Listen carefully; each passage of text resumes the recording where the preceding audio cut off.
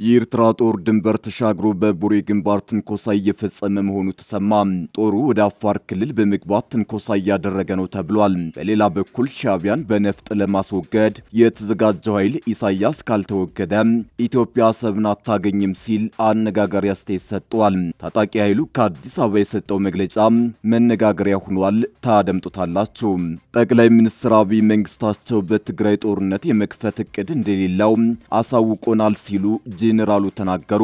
ጄኔራል ታደሰ ወረደ በ4 ኪሎ ከጠቅላዩ ጋር ስለነበራቸው ቆይታ ዝርዝር መረጃ ሰጠዋል።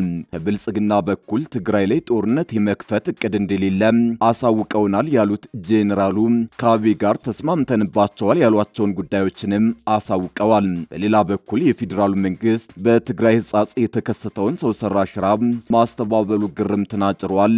እንመለስበታለን። የሰላሌን ህዝብ መተተኛና ጠንቋይ ብሎ የተሳደበው ነቢይ በጸጥታ ኃይሎች እየታደነ ነው። ራሱን ነቢይ ብሎ የሚጠራው ሄኖክ ግርማ በአንድ ሃይማኖታዊ መድረክ ላይ ድፍን የሰላሌን ህዝብ በጅምላ በመሳደቡ በማህበረሰቡ ዘንድ ቁጣን ቀስቅሷል። ግለሰቡን ለህግ ለማቅረብ ክትትል እየተደረገ ነው ተብሏል። ከሳምንታት በፊት አንድ ፓስተር የሰሜን ኢትዮጵያን ህዝቦች በተመሳሳይ መተተኞች በማለት ዘልፎ እንደነበር ይታወቃል። ትሰሙታላችሁ።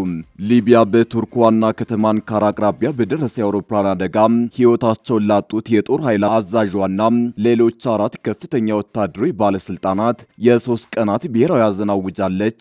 በጉዳዩ ላይ ዝርዝር ዘገባ ይዘናል። አክብሮታዊ ሰላምታችን በያላችሁበት የዓለም ዳርቻ የረሳችሁ የተወደዳችሁ የአንድ አፍታ ሚዲያ ቤተሰቦች ከአንድ አፍታ ለአሁኑ መደመጥ አለባቸው ያልናቸውን ዜናዎች ወደ እናንተ የምናደርስበት ሰዓት ላይ ተገኝተናል። አብራችሁን ትቆዩ ዘንድ ግብዣችን ነው።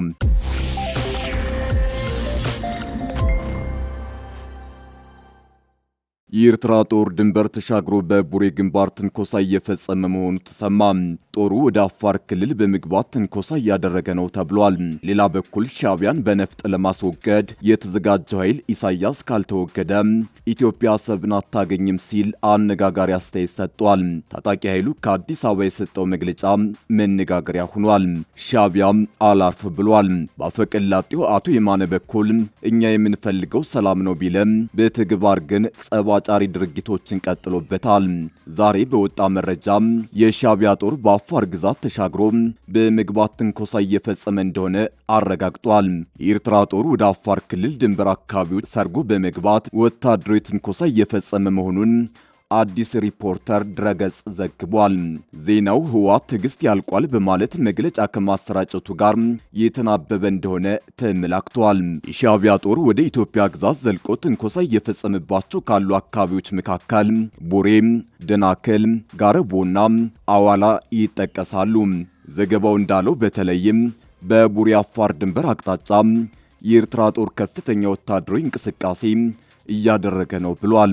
የኤርትራ ወታደሮች በአካባቢው ሰላማዊ የአፋር ዜጎችን በማዋከብና የክልሉን ድንበር ለመዳፈር ሙከራ ማድረጉን ተከትሎ ክልሉ ድርጊቱን በአስቸኳይ ካልቆመ ራሱን ለመከላከል አስፈላጊውን እርምጃ እንደሚወስድ በተጨማሪም የፌዴራል መንግስት ጉዳዩን በቅርበት እንዲከታተል በአሰራሩ አግባብ ጥሪ ማቅረቡ ተሰምቷል። በሌላ በኩል ሻዕቢያን በነፍጥ ለማስወገድ የተዘጋጀው ኃይል ኢሳያስ ካልተወገደ ኢትዮጵያ አሰብን አታገኝም ሲል አነጋጋሪ አስተያየት ሰጥቷል። ታጣቂ ኃይሉ ከአዲስ አበባ የሰጠው መግለጫ መነጋገሪያ ሆኗል። ኢትዮጵያ የባህር በር ጥያቄ የሚፈታው የኤርትራ መንግስት ሲወገድ ብቻ ነው ሲል የቀይ ባህር አፋር ዲሞክራሲያዊ ፓርቲ ዛሬ አዲስ አበባ ውስጥ በሰጠው ጋዜጣዊ መግለጫ አስታውቋል። የፓርቲው ሊቀመንበር ኢብራሂም ሃሩን ይህን የተናገሩት ኢትዮጵያ የአሰብ ወደብ ታሪካዊ ባለቤት የመሆኗን ጉዳይ ፓርቲያቸው ይቀበለው እንደሆነ ዋዜማ ላቀረበችላቸው ጥያቄ በሰጡት ቀጥተኛ ያልሆነ ምላሽ ነው። ኢብራሂም ፓርቲያቸው ከኢትዮጵያ መንግስት የሚያገኘው የትጥቅም ሆነ ሌላ ድጋፍ እንደሌለም ተናግረዋል። የፓርቲው ዋና ዓላማ የአፋርን ህዝብ መብቶች ማስከበርና የኤርትራን መንግስት ማስወገድ እንጂ የአፋርን ህዝብ ከኤርትራ መገንጠልም ሆነ ከኢትዮጵያ ጋር ማቀላቀል እንዳልሆነ ኢብራሂም ገልጸዋል። የኤርትራ መንግስት በቀይ ባህር አፋሮች ላይ እያደረሰ ነው ያለውን የሰብአዊ መብት ጥሰት በማስመልከት ለአፍሪካ የህዝቦችና ሰብአዊ መብቶች ኮሚሽን ክስ ማስገባቱን የጠቀሰው ፓርቲው ሁኔታዎች ካልተሻሻሉ ከኤርትራ የመገንጠልንና የመቀጠልን ጉዳይ በሂደት እንደሚያዩ ገልጧል። የቀይ ባህር አፋር ዲሞክራሲያዊ ድርጅት የራስን ዕድል በራስ መወሰን እስከ መገንጠል የሚል ዓላማ አንግቦ ለ28 ዓመታት ያህል የትጥቅ ትግል በማድረግ ላይ የሚገኝ ነው። ድርጅቱ ከኢትዮጵያ መንግስት ስለሚደረግለት ድጋፍ ጥያቄ የቀረበላቸው አቶ ኢብራሂም የኢትዮጵያ መንግስት የትጥቅም ይሁን ሌሎች ድጋፎችን እንደማያደርግላቸው አስተባብለዋል። ጠቅላይ ሚኒስትር አብይ መንግስታቸው በትግራይ ጦርነት የመክፈት እቅድ እንደሌለው አሳውቆናል ሲሉ ጄኔራሉ ተናገሩ። ጄኔራል ታደሰ ወረደ በ4 ኪሎ ከጠቅላዩ ጋር ስለነበራቸው ቆይታ ዝርዝር መረጃ ሰጠዋል። ከብልጽግና በኩል ትግራይ ላይ ጦርነት የመክፈት እቅድ እንደሌለ አሳውቀውናል ያሉት ጄኔራሉ ከአብይ ጋር ተስማምተንባቸዋል ያሏቸውን ጉዳዮችንም አሳውቀዋል። በሌላ በኩል የፌዴራሉ መንግስት በትግራይ ህጻጽ የተከሰተውን ሰው ሰራሽ ራብ ማስተባበሉ ግርምትን አጭሯል። ባለፈው ሳምንት አጋማሽ ጄኔራል ታደሰ ወረደ ወደ አዲስ አበባ በመጓዝ ከጠቅላይ ሚኒስትር አብይ አህመድ ከዲፕሎማቶች፣ ከምርጫ ቦርድ አመራሮች ጋር እንዲሁም ከፌዴራል ከፍተኛ ባለስልጣናት ጋር መምከራቸው ይታወቃል። ጄኔራሉ በአዲስ አበባ ጉዟቸው ምን ጉዳዮች ላይ ተስማሙ፣ ምንስ ተወያዩ በሚለው ጉዳይ ላይ ጄኔራሉ በዛሬው ዕለት ከመቀሌ ለጋዜጠኞች ማብራሪያ ሰጥተዋል። በማብራሪያቸውም በሁለታችን በኩል ችግሮችን በሰላማዊ መንገድ የመፍታት ፍላጎት አለ ብለዋል። በፌዴራል መንግስት በኩል ወደ ኃይል ግጭት ለማምራት ምንም ፍላጎትና ሁኔታ እንደሌለ ተገልጾልናል ያሉ ሲሆን ተፈናቃዮችን በመመለስ ጉዳይና በበጀት ጉዳይ ላይ ከስምምነት ደርሰናል ብለዋል። ጄኔራሉ ከጠቅላዩ ጋር ከተወያዩ በኋላ በትግራይ የታገደው በጀት እንዲለቀቅና የኤፈርት የገንዘብ አካውንት እግድም እንዲነሳ መደረጉ ይታወቃል። ይህ በእንዲህ እንዳለ የፌዴራሉ መንግስት በትግራይ ህጻጽ የተከሰተውን ሰው ሰራሽ ራብ ማስተባበሉ ግርምትን አጭሯል። የኢትዮጵያ አደጋ ስጋት አመራር ኮሚሽን በህጻጽ ጊዜያዊ መጠለያ ጣቢያ ለሚገኙ ዜጎች የሚያቀርበው እርዳታ አለመቋረጡን ገልጧል። ኮሚሽኑ ረቡዕ ታህሳስ 15 ቀን 2018 ዓ.ም ባወጣው መግለጫ መንግስት በጊዜያዊ መጠለያ ጣቢያ ለሚገኙ ተፈናቃዮች የቅድሚያ ትኩረት በማድረግ የምግብ ሰብአዊ ድጋፍ እያቀረበ ይገኛል ብሏል። ባለፉት ቀናት በተለያዩ የማህበራዊ ሚዲያዎች በህጻጽ መጠለያ ጣቢያ የሚገኙ በእድሜ የገፉ ተፈናቃዮች በረሃብ መጎዳታቸው የተገለጸ ሲሆን አካላቸው የተጎዱና የተጎሳቆሉ አረጋውያን ምስሎች በስፋት ተጋርተዋል። ቢቢሲ ያነጋገራቸው በመጠለያ ጣቢያው የሚገኙ ተፈናቃዮች ከ10 ሺህ በላይ ተፈናቃዮች በሚኖሩበት የህጻጽ ጊዜያዊ መጠለያ ውስጥ በርካታ አዛውንቶች፣ ነፍሰ ጡር እናቶችና ህጻናት ምግብና በሕክምና ጦት እየተሰቃዩ መሆኑን ተናግረዋል። የህጻጽ የተፈናቃዮች ማዕከል አስተባባሪ ቄስ አብርሃ አሪያ እንዳሉት ቢያንስ 300 ሰዎች ባለፉት 6 ወራት የእርዳታ እህል አላገኙም። በመጠለያ ጣቢያው ውስጥ የሚገኙ አንድ እናት ለቢቢሲ ትግረኛ ስለ ሁኔታው እዚህ ሰው ሁሉ በረሃብ አንጀቱ ተጣብቋል በማለት ዋናው ችግር ምግብ የሚባል ነገር የለም፣ የሚሰጡንም እህል የሚሆን አይደለም ሲሉ ችግራቸውን አስረድተዋል። ይህንንም ተከትሎ የተለያዩ ወገኖች ገንዘብ በማሰባሰብና የእርዳታ እህል በመያዝ ወደ ስፍራው መሄዳቸው በተለያዩ የማህበራዊ ሚዲያዎች ላይ ተዘግቧል። የኢትዮጵያ አደጋ ስጋት አመራር ኮሚሽን በበኩሉ በተለያዩ ማህበራዊ ሚዲያዎች በህጻጽ ጊዜያዊ መጠለያ ጣቢያ የሚገኙ ዜጎች የሰብአዊ ድጋፍ ደረሳቸው የሚገልጸው መረጃ የተሳሳተና የመጠለያ ጣቢያውን አጠቃላይ ሁኔታ የማይገልጽ መሆኑን ገልጿል። ኮሚሽኑ የሰብአዊ ድጋፍ በመደበኛነት ዓመቱን በሙሉ ድጋፍ ለሚያስፈልጋቸው የምግብ ስርጭት ሳይቆራረጥ እየደረሰ እንደሚገኝ በመግለጫው ላይ ጠቅሷል። የአደጋ ስጋት አመራር ኮሚሽኑ በዚህ ዓመትም ባለፉት 4 ወራት ከመስከረም እስከ ታህሳስ የተሟላና ያልተቆራረጠ የምግብ ሰብአዊ ድጋፍ እየተደረገላቸው መሆኑን አስታውቋል። ኮሚሽኑ በህጻጽ ባለፉት 4 ወራት ለ14413 ተፈናቃዮች ድጋፍ ማድረጉን ጨምሮ ገልጿል። ከዚህም በተጨማሪም በሌሎች የመጠለያ ጣቢያ የሚገኙ ተፈናቃዮችን ጨምሮ በመስከረም ወር 16775፣ በጥቅምት ወር 18290፣ በህዳር ወር 17813 እንዲሁም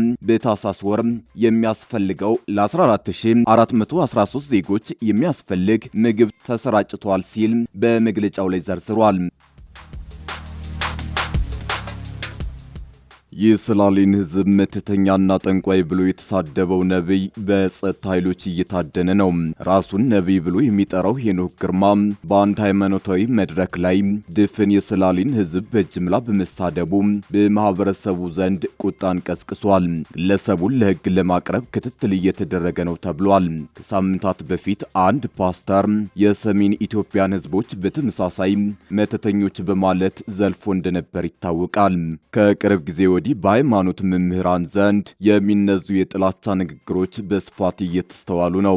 ህዝብን ከህዝብ የሚያቀራርብ ተግባር መስራት የሚጠበቅባቸው መምህራኖቹ ከሃይማኖት አስተምሮት በሚቃረን መልኩ የጥላቻ ንግግሮችን መንዛታቸው አሳሳቢ ሆኗል። የሰሞነኛው የነቢይ ሄኖክ ግርማ የጥላቻ ንግግርም እዚህ ጋር የሚጠቀስ ነው። የሰላሌን ህዝብ የመተተኛና ጠንቋይ ሀገር በማለት በአደባባይ ጥላቻ የሰበከው ፓስተር ሄኖክ ግርማ የህግ ምርመራ እየተደረገበት ነው። በኦሮሚያ ክልል የሰሜን ሸዋ ዞን አቃቢ ህግ መምሪያ የሰላሌን ህዝብ ክብር የሚነኩ ንግግሮችን ያደረገውን ፓስተር ሄኖክ ግርማን ለህግ ለማቅረብ እንቅስቃሴ መጀመሩን አስታውቋል። የፍቼ ከተማ አቃቢ ህግና ፖሊስ በቅንጅት በጀመሩት ምርመራ ከጉዳዩ ጋር በተያያዘ ባዩሽ አለማየሁ ከበደ የተባለች ግለሰብ በቁጥጥር ስር ውላ ምርመራ እየተደረገባት ነው ተብሏል። የሰሜን ሸዋ ዞን አቃቢ ህግ መምሪያ ኃላፊ አቶ ደምጦ ጣና ስለ ምርመራው መጀመር መግለጫ ሰጥተዋል። የፓስተሩ ንግግር ብሔርን መስደብ፣ ስም ማጠልሸትና በህዝብ መካከል ሁከት የሚፈጥሩ ንግግሮችን ማድረግ በህግ የሚያስጠይቅ ከባድ ወንጀል ነው ብለዋል። ፓስተሩ በአሁኑ ወቅት በሌላ ሀገር እንደሚገኝ የጠቆሙት ኃላፊው ግለሰቡን በቁጥጥር ስር ለመዋል ከፌዴራል የህግ አካላት ጋር የቅርብ ክትትልና ንግግር እየተደረገ መሆኑን አረጋግጠዋል።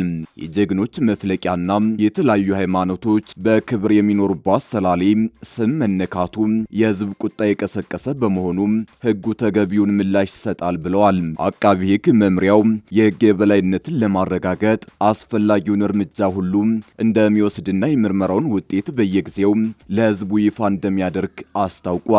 ዞኑ ህዝቡ ላይ የጅምላ ጥላቻ ንግግር ያስተላለፈውን ፓስተር በምንም ሁኔታ ለህግ ከማቅረብ እንዳይቆጠብ ገልጿል። የሰላሌን ህዝብ በጅምላ የፈረጀው ፓስተር በበርካቶች ዘንድ ቁጣ የቀሰቀሰ ሲሆን መንግስት እርምጃ እንዲወስድ እየተጠየቀ ነው።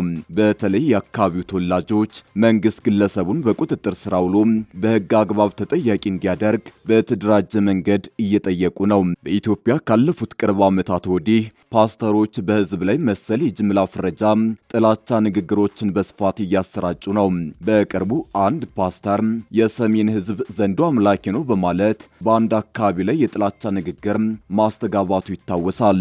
በህዝብ ላይ መሰል ጥላቻዎችን የሚያሰራጩ ፓስተሮች በህግ አግባብ ተጠያቂ እንዲሆኑ በተደጋጋሚ ቢጠየቅም መንግስት ለጉዳዩም ብዛም ትኩረት አልሰጠውም። ይህ አይነቱ የተለመደ በተለይ የኦርቶዶክስ ተዋሕዶ ቤተክርስቲያን አማኝ የሚበዛባቸውን አካባቢዎች ላይ የጥላቻ ንግግር ተባብሶ መቀጠል የሃይማኖት መቻቻልን እንዳይሸረሽር ሊቢያ በቱርክ ዋና ከተማ አንካራ አቅራቢያ በደረሰ የአውሮፕላን አደጋ ህይወታቸውን ላጡት የጦር ኃይል አዛዦችና ሌሎች 4 ከፍተኛ ወታደራዊ ባለስልጣናት የ3 ቀናት ብሔራዊ ሐዘን አወጀች። ትናንት ማክሰኞ ዕለት በቱርክ ዋና ከተማ አንካራ አቅራቢያ በደረሰ የአውሮፕላን መከስከስ አደጋ የሊቢያ ጦር ኃይል አዛዥ መሐመድ አሊ አህመድ አል ሃዳድ ህይወታቸው ማለፉ ታውቋል። ከጦር ኃይል አዛዡ መሐመድ አሊ በተጨማሪ ሌሎች ተጨማሪ 4 የሊቢያ ከፍተኛ ወታደራዊ ባለስልጣናትና 3 የበረራ ሰራተኞች በአውሮፕላን አደጋ ህይወታቸውን ማለፉን ዘገባው አመላክቷል። ይህን ተከትሎም የሊቢያ ብሔራዊ አንድነት መንግስት የ3 ቀናት ብሔራዊ ሐዘን አውጇል። ብሔራዊ ሐዘን በታወጀባቸው 3 ቀናት ውስጥ በሁሉም የሀገሪቱ አካባቢዎች ሰንደቅ ዓላማዎች ዝቅ ብለው እንዲውለበለቡ የተወሰነ ሲሆን ሁሉም ክብረ በዓላትና ሌሎች የአደባባይ ትዕይንቶችም ለጊዜው እንዲቆሙ ተወስኗል።